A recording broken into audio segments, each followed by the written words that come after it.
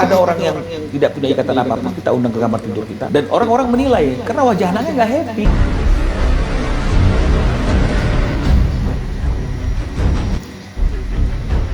Ya pacar ibunya. Ini nggak nyampe nih pemikiran gua nih. Ya, udah gitu dipublish. Ya, dipublish. Suami, janganlah pamerin kebahagiaan kamu, jangan pamerin kesuksesan kamu dengan pasangan yang baru, dengan juga menampilkan anak-anakmu. Melalui petisi ini kami menghimbau agar seluruh brand berhenti bekerja sama dengan artis tersebut. Masa-masa bahagia.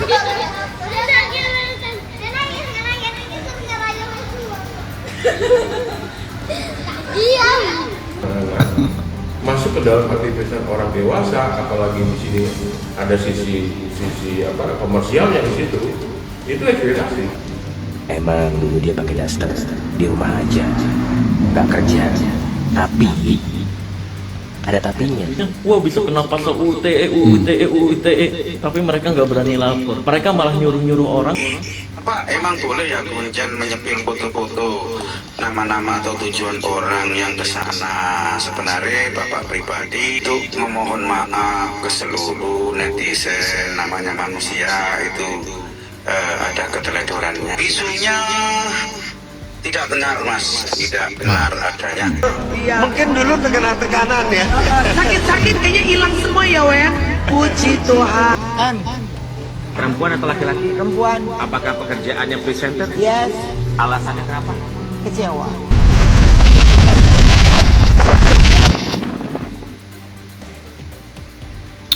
Hai Siti Sofi, ya ampun ini saya yakin wise banget dalam memilih konten dan video untuk diresapi. Semakin panas ya, panas banget kayak gunung yang lagi meletus, laharnya tuh kemana-mana. Ini menjelang 15 Juli ya, makin banyak banget berita-berita seru nih, mulai dari Bang Minola yang kasih statement, terus juga yang soal CEO 2000 toko tuh nggak pantas masuk ke kamar. Iya sih, lagian ngapain sih masuk ke kamar segala. Terus juga soal wajah Tania yang nggak happy. Ada juga Komnas Anak kasih statement, sampai Bang Hotman loh, Bang Hotman yang wow itu turun tangan.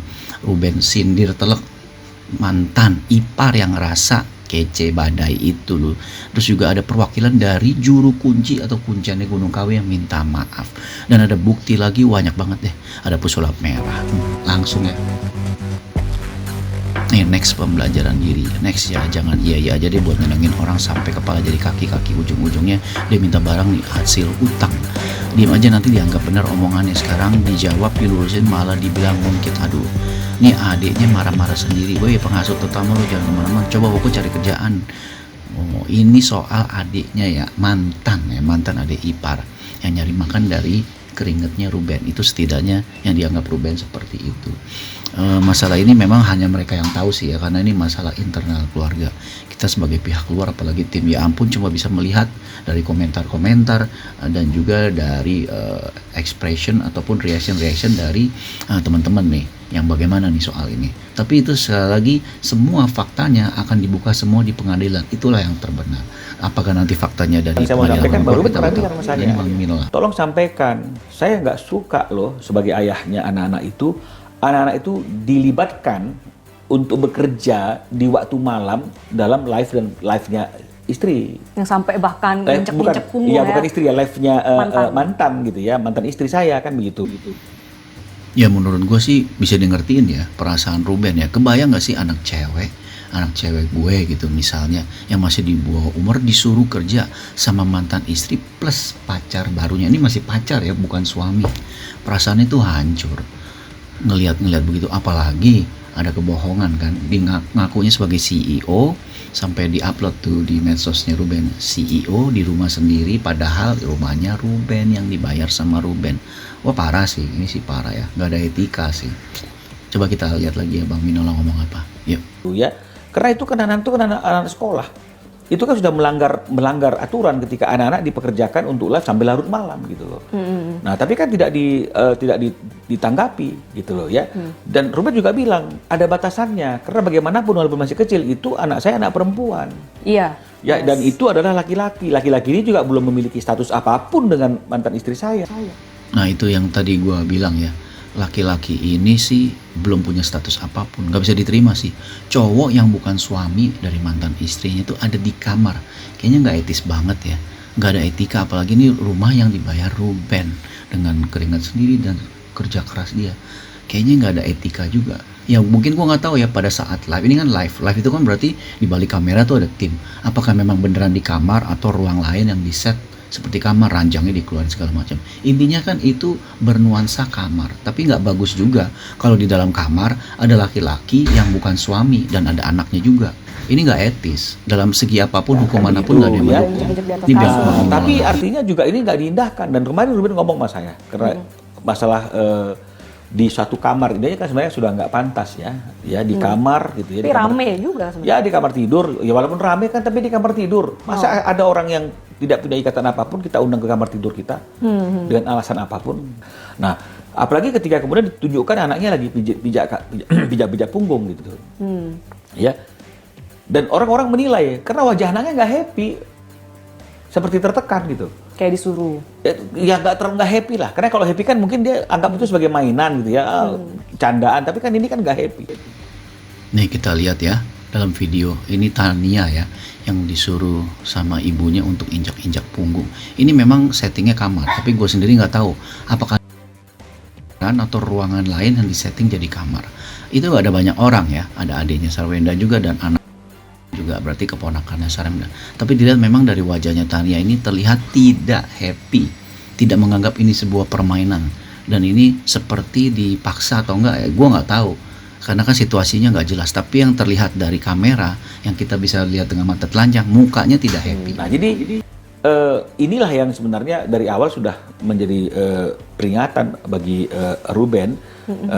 Mohon disampaikan, dan menurut Ruben kemarin ketika bertelepon dengan saya, dia juga sudah sampaikan hal ini langsung kepada S. Tapi nggak dibalas. S-nya hanya mengatakan demikian gitu loh. Mengatakan demikian? Iya Cong, tapi lu jangan ikut campur ya masalah urusan pribadi gue gitu loh. Nah, dibalas kayak gitu? Iya, Ruben bilang begitu. Nah, yang saya mau sampaikan, Bang Ruben pernah bilang sama saya, tolong sampaikan, saya nggak suka sesuatu yang bagus ya. Apakah memang nggak etis saja ngatain mantan Cong?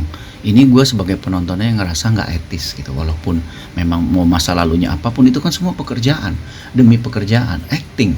Ini kan dunia entertain ya, semua itu harus berpura-pura.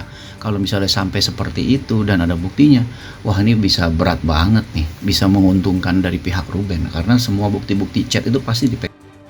Dan itu menambah ketidakstabilan. Nggak nyampe konsepnya ya. Anak perempuan 11 tahun duduk begitu di pangkuan pacar ibunya ya, pacar ibunya. Ini nggak nyampe nih pemikiran gua nih ya. Udah gitu dipublish ya, dipublish. Itu yang gua nggak habis pikir ya.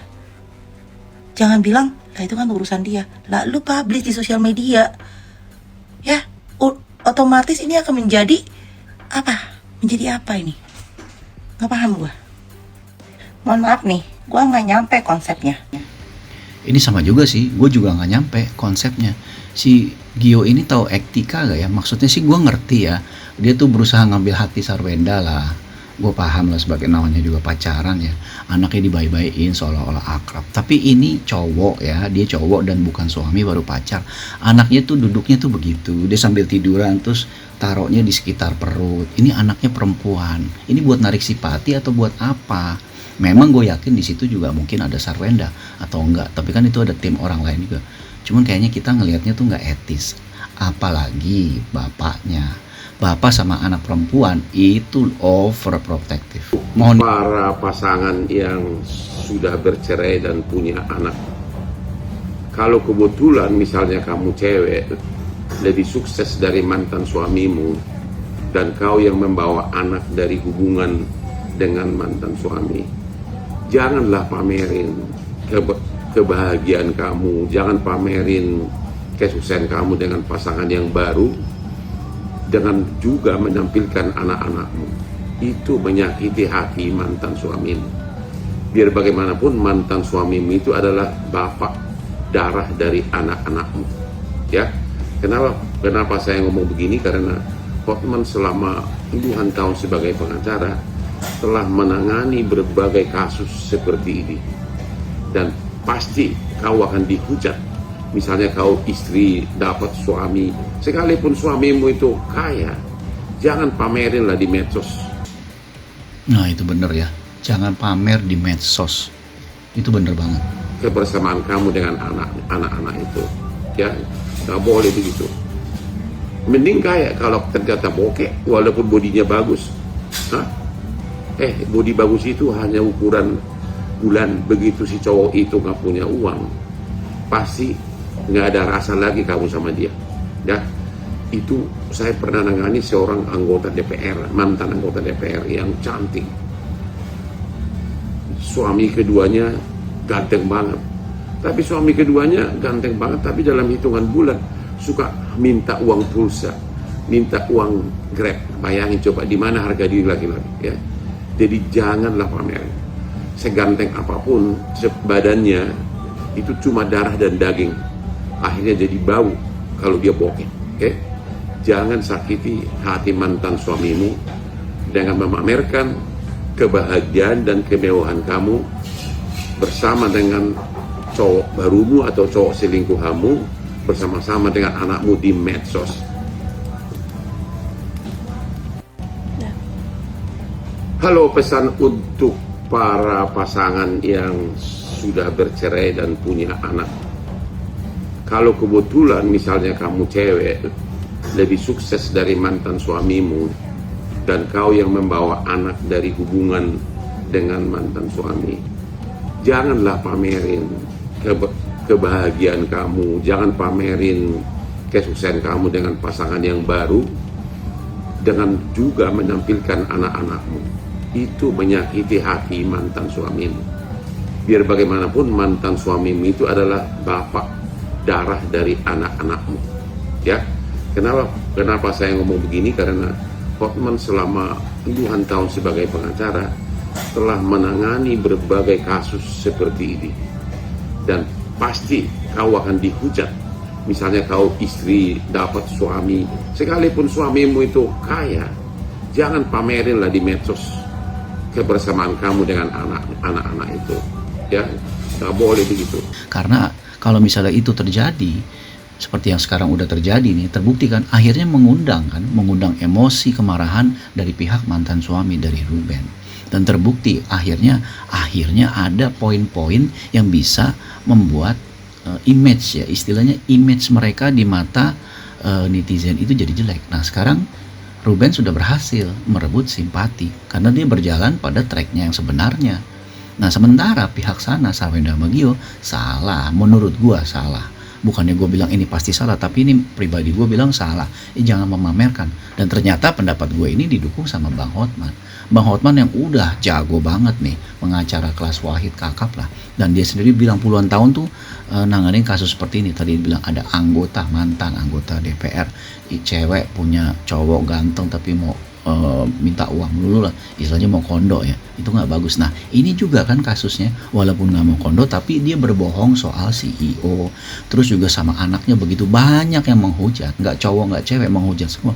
Belum lagi ya endahnya ngomong Indonesia harus tahu ya, beredar petisi cancel Sarwenda dari media sosial. Dan petisi ini sampai saat ini sudah ditandatangani oleh 42.138 orang yang terverifikasi. Ya kan? Masalahnya, melalui petisi ini kami menghimbau agar seluruh brand berhenti bekerja sama dengan artis tersebut. Gue nggak tahu ya ini berpengaruh apa tidak dengan reputasi Sarwenda di media sosial. Gue juga nggak tahu ini berdampak kepada hukum atau apapun. Gue nggak tahu Gue nggak ikut-ikut, takut. Gue gak ikut-ikut takut. Lucu banget kakak yang ini.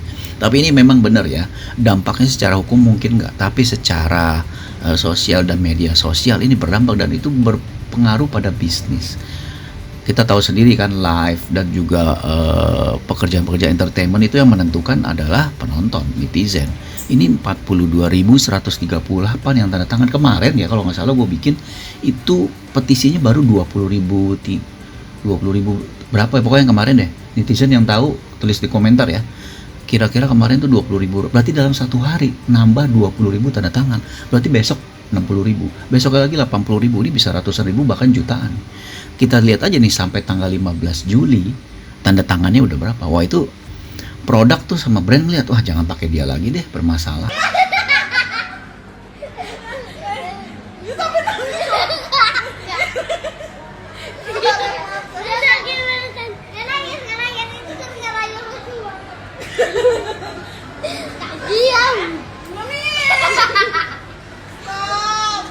Yes.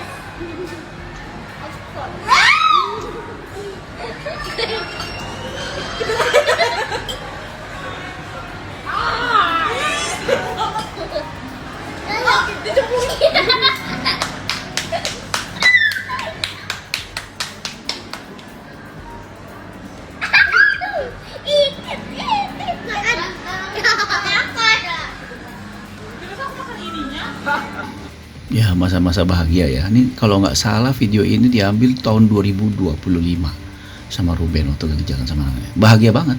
Talia sama Tania gue lihat lepas banget sama Ruben. Semua aktivitas yang mengajak anak-anak masuk ke dalam aktivitas orang dewasa, apalagi di sini ada sisi komersialnya di situ, itu ekspektasi. Makanya dia membuktikan bahwa apakah benar ibunya tidak mampu memberikan kesejahteraan sama anaknya, dan dia harus membuktikan apakah melanggar putusan pengadilan tentang pengasuhan, pembagian waktu dan sebagainya. Harus juga.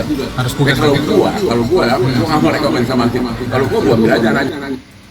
Nah ini dari Komnas Anak ya sudah berkomentar bahwa itu merupakan pelanggaran. Entah undang-undangnya apa, gue nggak paham deh. Tapi waktu itu gue juga pernah bahas kan bahwa undang-undang ITE sama undang-undang secara pasal berapa gitu ya. Itu gue udah bahas, kalian bisa ngeliat kok. Nah ini sampai Bang Hotman, pengacara top nih, ngomong bahwa memang hal-hal seperti ini tuh riskan. Maka itu kan di video sebelumnya Bang Hotman bilang jangan pamer. Kalau sama cowok baru atau pacar baru, entah cowok entah cewek, jangan pamer, apalagi sama anak. Nanti mantan suami atau mantan istrinya kesel. Nah akhirnya nasi udah jadi bubur, men. Udah terjadi, mau diapain lagi? Ya siap-siap kalah dari pihak sananya. Ruben di atas angin beneran. Mohon maaf, emang dulu dia pakai daster di rumah aja, nggak kerja.